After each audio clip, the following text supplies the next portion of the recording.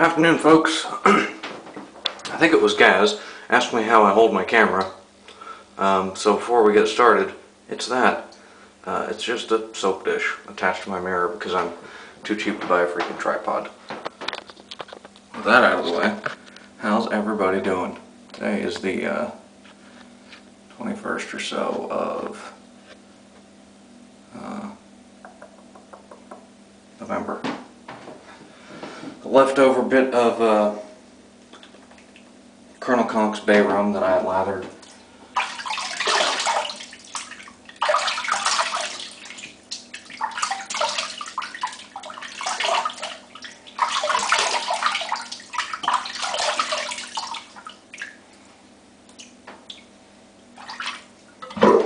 Just a little something in the shower to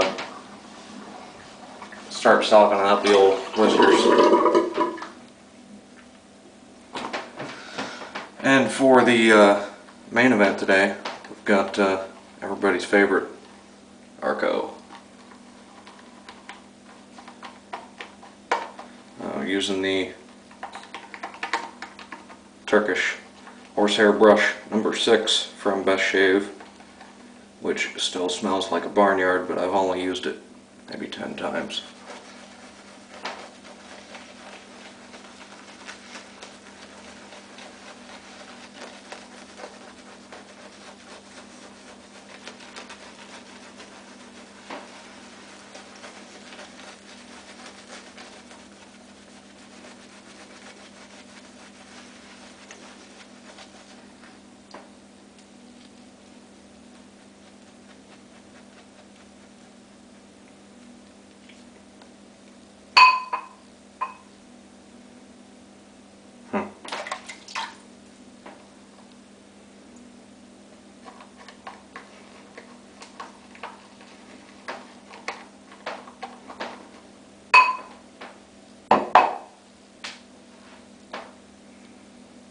And, what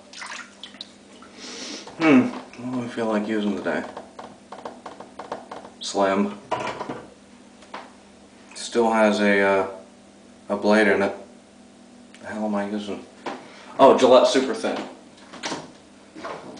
Probably the 4th or 5th shave on this blade. Still going strong, still comfortable. Cranked wide open the 9. Let's see, see what we can get done today, huh?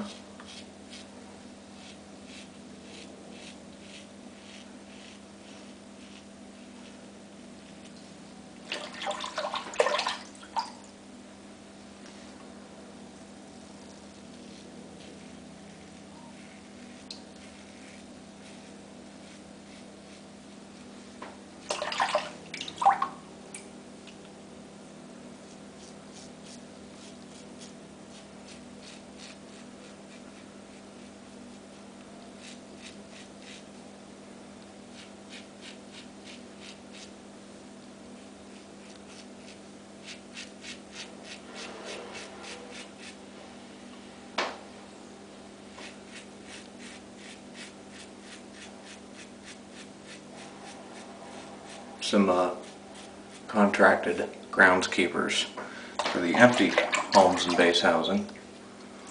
Sounds like they're chipping wood.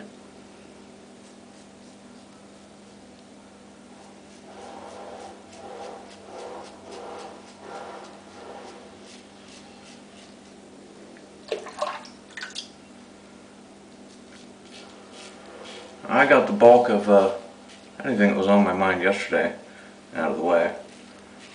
Nothing entirely new to talk about. Excited it's going to be a short week. Wednesday is a half day. Thursday, being Thanksgiving, is down. Friday's a family day, so we don't work then. And then we have the weekend off, so 4-day weekend. That's good stuff.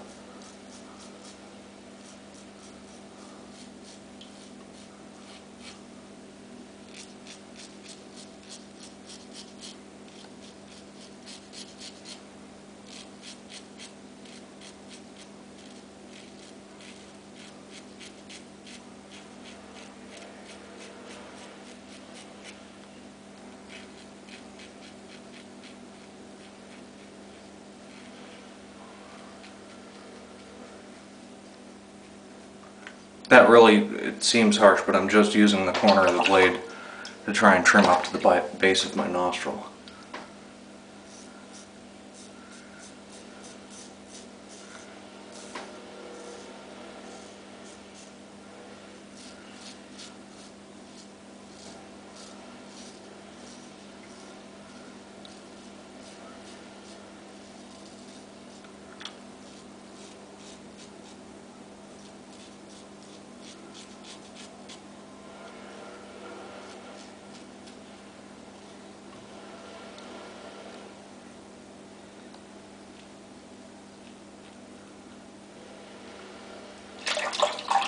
Alrighty, Roo.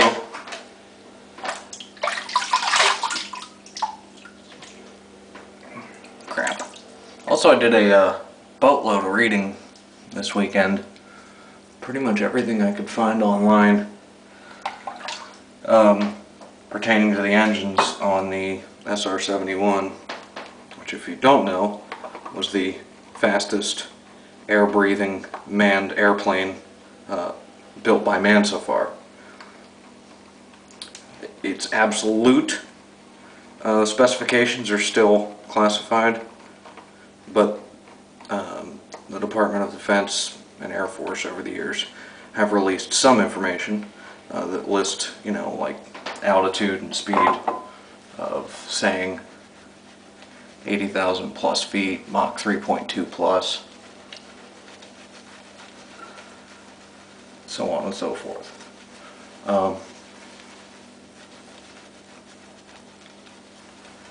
But I'm more interested.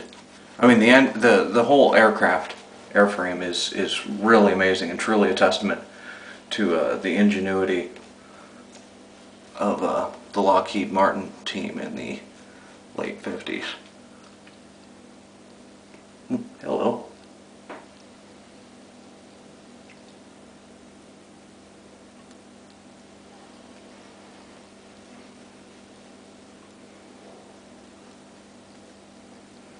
The engine side of it is what really gets me going. They didn't have computers then. I mean, they had access to a computer that was as powerful as a calculator that my father used in college. So, for the most part, it was all slide rules and trial and error, which is quite amazing when you think that, well, at least to the public's knowledge, and mine, that nothing equivalent has been built since. There were several interesting anomalies of trying to fly a Mach 3, namely slowing down the intake air. Because supersonic air acts differently than subsonic air. Once you get above Mach 1, the air, instead of just flowing over something like a liquid, ends up forming a shock wave in front of it, and it heats up. So then you have to deal with the heat and friction. Well, that's not really good when you're trying to compress air. In traditional aircraft, there's all kinds of aerodynamic trickery going on to get the air slowed down. But, you know, most fighters and interceptors don't get too far north of Mach 2.5. And their inlets are usually incredibly complex and most times classified.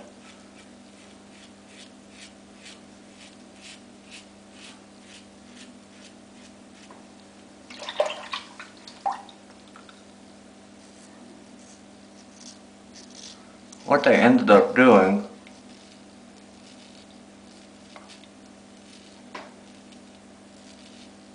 hang on.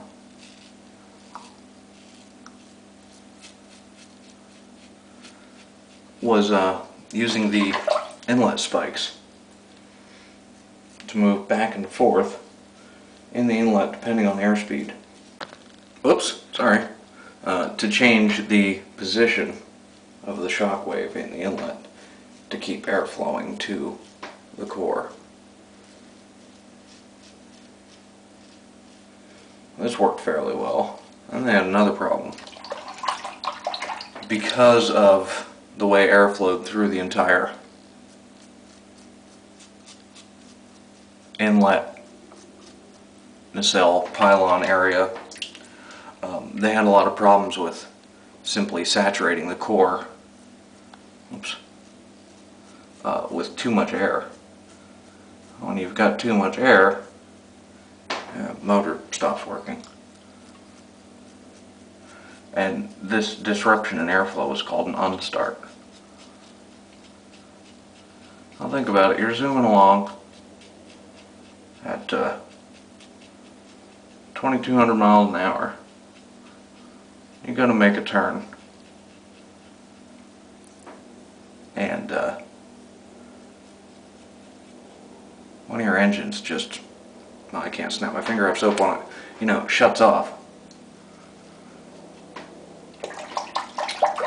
It unbalances the aircraft just a smidge. And by just a smidge, I mean it would the aircraft would yaw the direction of the engine that went out. So if your right engine went out,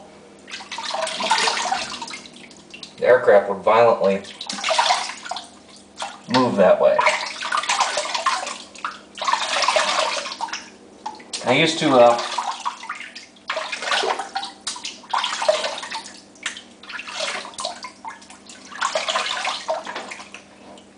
be a little joke among Blackbird pilots. How do you know which engine unstarted? It's the side of your head that hurts, because it was that violent. Engine would unstart, wham! Your astronaut helmet would bounce off the canopy. Well, a little nick there. Should close up with alum. Speaking of alum, just all of these engineering challenges, and then also, since the core was being saturated with air, in the fourth stage of the compressor they put in bleed tubes, 6 of them, to just bypass the rest of the compressor and run straight back to the augmenter duct to provide additional air for combustion and cooling air for the aug liner, so that it wouldn't melt, because the exhaust gas temperature in that augmenter was 3,200 degrees Fahrenheit, which is pretty darn toasty. So they were really worried about it melting. Being able to pipe some much cooler air back there, still quite hot mind you, but much cooler, allowed continual usage without melting the damn thing.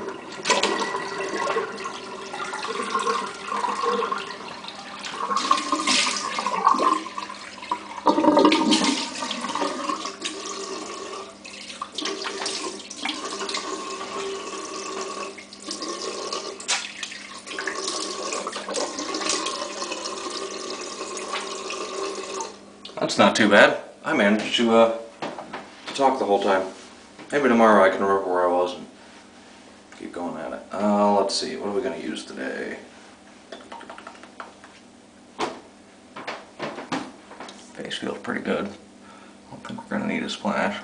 I can rub this dead dry skin off.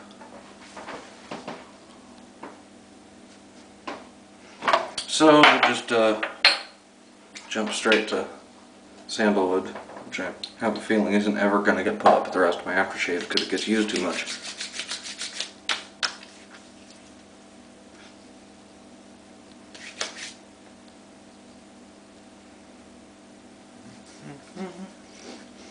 There's a few stragglers down on my Adam's apple, and I just found one here, but that was a pretty darn good shave for 2 passes. The super thin and slim combo is just really amazing.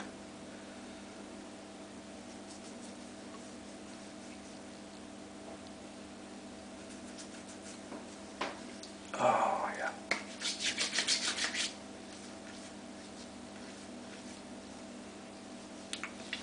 Alright.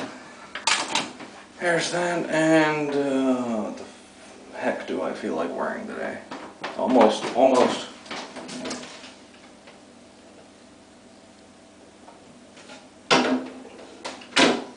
Oh, Hermes will do.